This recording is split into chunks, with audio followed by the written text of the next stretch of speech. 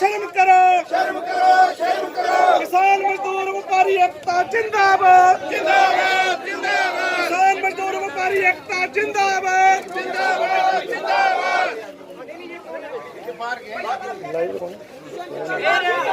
मुर्दाबाद, मुर्दाबाद।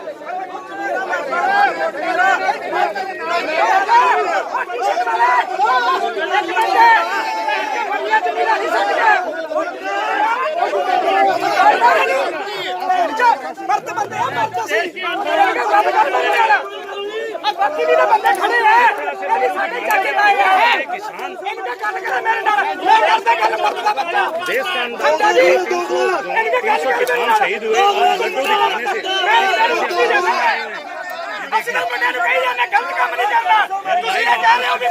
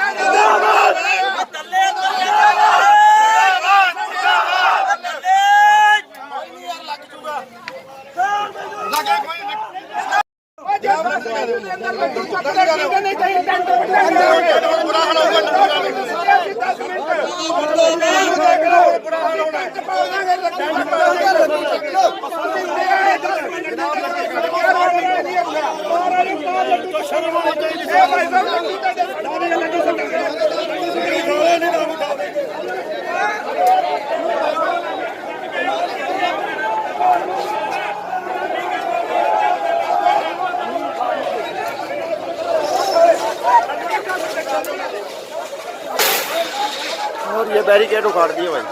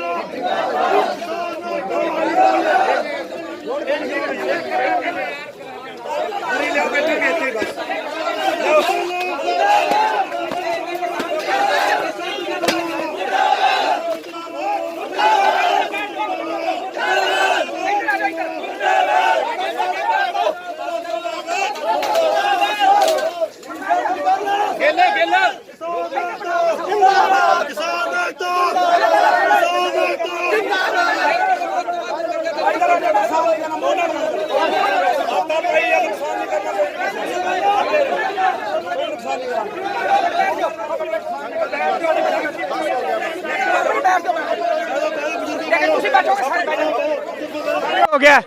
ठीक है, किसानों की क्या होली है, आराम जाने क्या इनके को फंक्शन था भाई, इनको तो खुशी है, ढोल बज रहा था। देखो हमें एक मिनट, हमें कोई दुख नहीं हुआ। कारण क्या है, हमें ढोल बजने की आवाज सुनाई थी। तो भाई साहब देखो, 25 साल का बच्चा मानसा का शहीद हो गया, ठीक है, और उसकी वो जो घरवाली है, हमारी बहन है, उसके हाथ में से चूड़ा नहीं अभी तक उतरा। उस माँ का जिसका बेटा चला गया, उसके बाप उसके सिर पे नहीं है। 300 से ऊपर किसान शहीद हो गया। तो भाई साहब मेरे शहर में होली पे ढोल बज रहा है और डिप्टी सीएम के घर में ढोल बज रहा है। हमारे तो कोई समझा, ये कोई हमारे तो समझ में नहीं आ रही कहानी। ये हमारा तो जमीर देखो जी ऐसे है, हमारा पहले भी 1-2 बार कह चुके हैं, व्यक्तिगत हमारी लड़ाई नहीं किसी के साथ, हमारी डिप्टी सीएम के साथ लड़ाई है। डिप्टी सीएम की कोठी में ढोल बज रहा है, लड्डू बांटे जा रहे हैं, किस खुशी में बांटे जा रहे हैं मैं बता तो दो, ठीक है। फिर चंद लोग जो हैं इनके कार्यकर्ता हैं, हमारी उनसे भी किसी से कोई वो लड़ाई वाली बात नहीं है। वो बंदे हमें दिखा दिखा के लड्डू खा रहे हैं वो बंदे, ठीक है जी। उनको भी हमने कहा भी भाइयों आपके साथ तो कोई लड़ाई नहीं है, भी लड्डू यहाँ से उठाओ, ढोल बंद करो, भी कम से कम आप कोई किसान शहीद हुआ है, उस किसान के परिवार की सांत्वना के लिए, किसानों के लिए कोई एक भी ट्वीट, कोई एक भी बात। आज सुबह मैंने मैसेज पढ़ा है, डिप्टी सीएम साहब ये बात कह रहे हैं मैं आपके बीच में हूं, तो हम बैठे हैं जी, हमारे साथ आके बात करें, हमें भी क्लियर हो जाए, हमें बताए डिप्टी सीएम भी वो किसानों के साथ है या नहीं है। हम यहाँ बैठे हैं, ठीक है जी, इसीलिए हम आए हैं क्योंकि उन्होंने कहा भी मैं आप ये देखो, ये मेरे पास फोन पे आपने देखा ना, आप सारे पत्रकार छायाकर साथी हो, ठीक है, तो ये मैसेज आया कि मैं आपके बीच में बैठा हूँ, ठीक है, हमारे बीच में बैठे हैं तो हम मिलने के लिए आए हैं।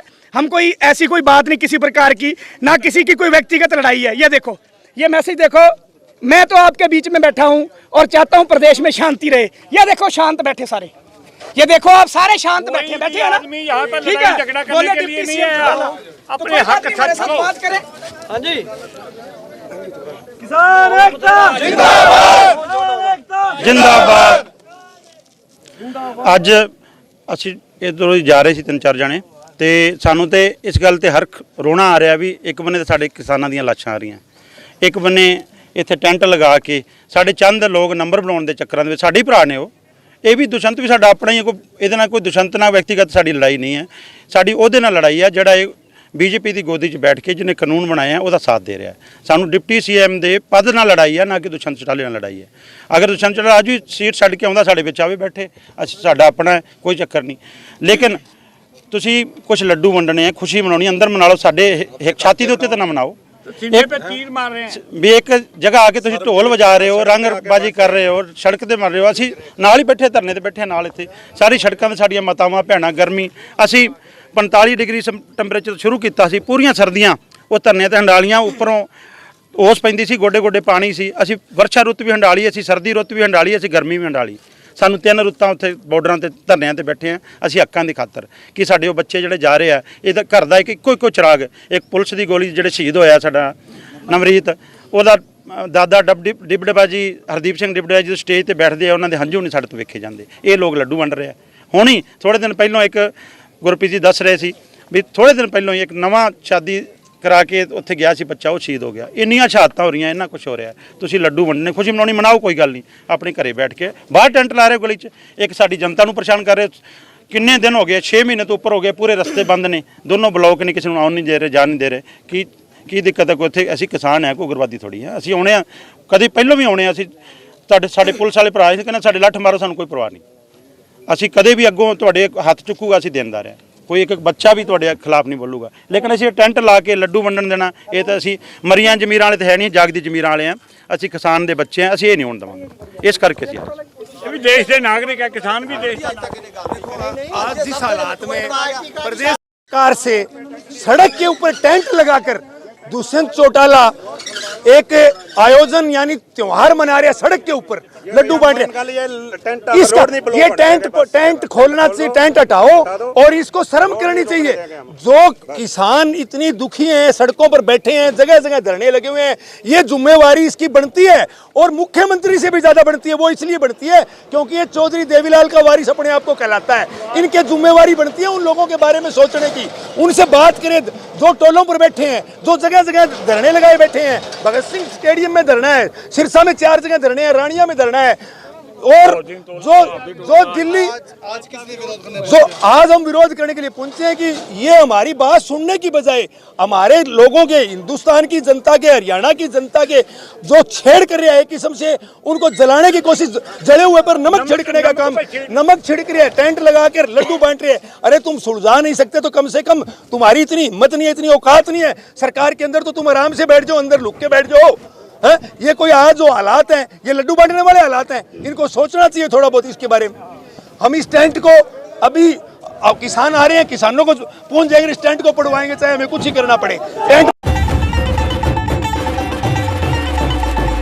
समय का पहिया घुमा के अब एक नई शुरुआत करिए, इस देश की सुनहरी धरती में नई जान भरिए, खिलखिलाते खेतों में खुशियों की बरखा करिए, अपने खेतों की फसलों से देश खुशहाल करिए। बेलारूस ट्रैक्टर, हाँ बेलारूस ट्रैक्टर, तकनीक विदेशी है, इसे देश के रंग में रंगिए। बेलारूस ट्रैक्टर का सब मिलके स्वागत करिए। बेलारूस ट्रैक्टर, तकनीक विदेशी, दिल देसी।